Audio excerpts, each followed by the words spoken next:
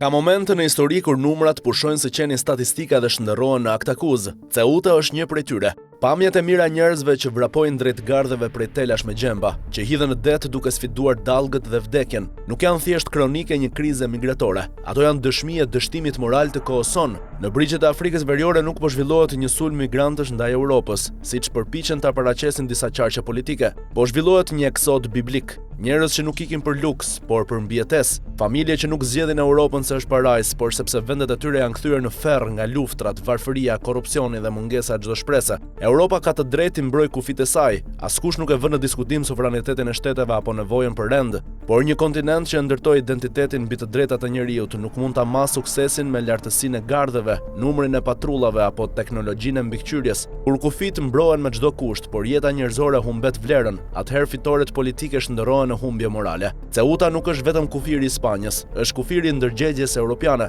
Sa herë ndodh një tragjedi e tillë, deklaratat përsëriten me të njëjtat fjalë: shqetësim, hetim, bashkëpunim, luftë kundër trafikantëve, por pas kamerave gjithçka vazhdon njësoj. Rrjetet kriminale pasurohen, vendet e origjinës mbeten të rrënuara, Europa forcon gardhet ndërsa njerëzit vazhdojnë të vdesin. Pyetja nuk është më pse njerëzit nisën drejt Europës. Pyetja është pse bota vazhdon të prodhoj kushte që i detyrojnë ata të ikin. Në këtë histori ka përgjegjësi të përbashkëta: regjimet që shtypin qytetarët e tyre, konfliktet që ushqehen nga rivalitetet gjeopolitike, fuqitë e mëdha që flasin për stabilitet, por shpesh eksportojnë armë më shumë se sa zhvillim. Një sistem ndërkombëtar që reagon vetëm kur tragjeditë transmetohen drejt për drejt në ekranet televizive. Ceuta është një pasqyrë botës sonë. Nga njëra anë, kontinenti më i pasur në histori, nga ana tjetër, njerëz që rrezikojnë jetën vetëm për të prekur tokën europiane. Ky kontrast nuk mund të zgjidhet vetëm me policinë, ushtar dhe gardhe. Ai kërkon diplomaci, zhvillim ekonomik, investime në Afrikë, luftë kundër korrupsionit dhe rrugë të ligjshme migrimi.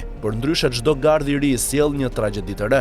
Historia do ta gjykojë Europën jo nga ruajtja e kufive, por nga mënyra se si trajtoi njerëzit që trokitën në portat e saj në momentin më të dëshpëruar të jetës së tyre. Një qytetërim nuk humbet kur pushtohet nga të huajt, humbet kur pushon së ndjeri dhimbjen e njeriut.